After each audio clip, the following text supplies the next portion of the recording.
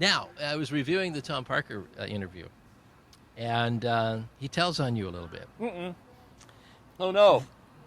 The door. Remember the door when you open it had that little switch that dropped the volume. It Yes. was one of Emmett's things. Yes, that was an Emmett creation because disc jockeys like to listen to the monitors really loud. All the way. And because it was kind of an open concept office, every time you'd open the door, whatever you were listening to, whatever you were playing, would pour right straight into the TV newsroom. And you know what prima donnas they are. They didn't care for the Partridge Family as much as I did. Well, there's also the version Tom tells about the softening the headphones for OSHA, and he tells me that you found a way around that with a patch bay. Yeah, well, it's true. Among my many failings, I'm a pilot, and I'm also have a first phone. So I'm afraid I figured out Emmett's fix, and there was a spare amplifier in the rack. There was a spare amplifier in the rack. Can't let it do nothing. Can't let it go to waste. So I just repatched it. And of course, once he figured that out, I had to show him how to do it. And, How long did it take him to figure it out? Because I'm imagining that once you guys had full headphones that nobody was letting him know. But how did he find out? I don't remember because I have never been a real loud headphone guy. I turn the headphones up just enough to get going, and then I turn them down. And I like to turn them up and down a little bit, but I don't run them real loud, which is why I still can hear today. What? What? Yeah. So I don't know how long it took Emmett to figure it out, but I know he was unhappy. I heard. And shortly thereafter, Yeah. those particular patch points were filled with epoxy. That's where I was going. So yeah. Any other hijinks? Any other kind of using your electronics knowledge, or just any other hijinks that you can admit to today that you wouldn't want to admit to then? No hijinks. No hijinks. Because I knew what the chain was for the earphones, along with being able to patch in another amplifier to make them louder. I also figured out that you could take the output, run it through the production room board, take the production room board output, and run it back into the headphone amp. And so you could put anything you wanted into the headphones. Oh no!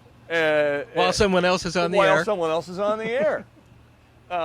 So it became big sport. I think we did it to Anthony a couple of times, and I'm sure we did it to Parker a couple of times. It became big sport to wait for him to get deeply into a bit and then just feed him a really filthy word.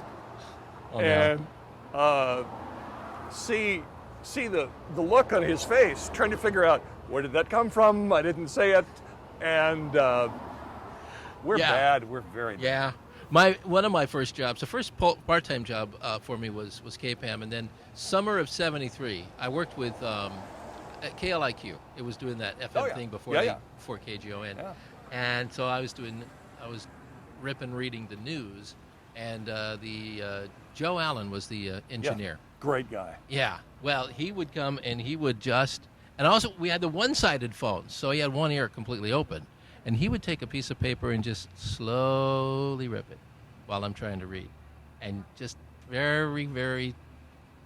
And he actually taught me how to ignore stuff, but it was a process because I kept getting in trouble for laughing during the news. And so a plane went down in the Columbia, Yeah. Yeah, that's back in the good old days of rock and roll. Joe Allen was one of the original rock and rollers. Yeah. And he was chief engineer at KLIQ. That was my first commercial job my sophomore year. I did the same kind of shift that I started at KGW, religious tapes and engineering talk shows and that kind of stuff. And Joe was my chief, and he was a great guy. I worked there at the time, summer of '73, right out of high school. In fact, I got hired on my 18th birthday with Michael Bailey. Oh, yeah. And he was between the the quad station. KQIB. Yeah. And before KGON. And you probably know Frank Bonaquisti. Sure. Yeah, we were there. And then Frank worked at KPAM later. But this is about 62 KGW. I was so stoked to go to work that first day at KGW. The building, this amazing facility, which even today looks, it looks as modern and tremendous. Mrs. Bullitt was so proud of that facility. It is legendary, and she admits that she never would have built it if the freeway hadn't gobbled up the building that she was in, a perfectly fine building. But it did. The freeway came right through there, and she had to move, so she had some state money. And she hired one of the great Pacific Northwest architects, Fred Bassetti, to design the new broadcast house, which he did. And she loved that design. She loved everything about it. It still is beautiful. It's I'm absolutely looking tremendous. over your shoulder there. She had him do a design for Seattle. And then when she found out what it would cost to build, she said, "Oh, that's not possible." And so he was stuck with a full set of plans for a Seattle facility. So he sold them to Cairo. So to this day in Seattle, if you find Channel 7's building in Cairo near the Space Needle, you will see how closely it resembles Broadcast House. I'll have to check. It's got the next time. eyelids. It's got the same general design inside. It's a carbon copy of the beautiful Broadcast House that we still have here in Portland. Okay, when we look up there at that building, there's a big, long window pane, and that's the corner where the newsroom was. And then right next to it, there's a wall and kind of a smaller area under that very first eyelid, as you call it. The very first eyelid. Yeah. That was our spot. First right eyelid on the right. Yeah. Yeah. The newsroom I thought had the power spot. Really did. It has a great. It's right on the corner. It's right on the southeast corner of the building, and you can look both directions. Anyway, and I don't begrudge John and the news guys that room at all. Yeah. But the DJ booth was the next to it, just to the west. Next to that was a room which was a talk studio. It was it had a microphone in it and a table. Voiceover talk, for voiceovers, talk show thing. Most of the time, that's where the request line operators worked. But there was talk shows originated from there, and then next to that was another production room. Yeah. Which it was, we would call it Spartan, I think. When I got there, it was called Buck Central because Gordy Miller had taken up residency.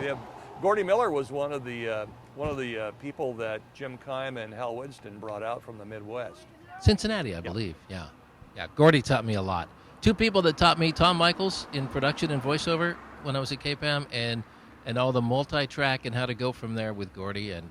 And Gordy was pretty much responsible for recommending me as that young voice of the Fred Meyer Pant Kingdom. I voiceovered stuff for years. So, yeah. Great mentor.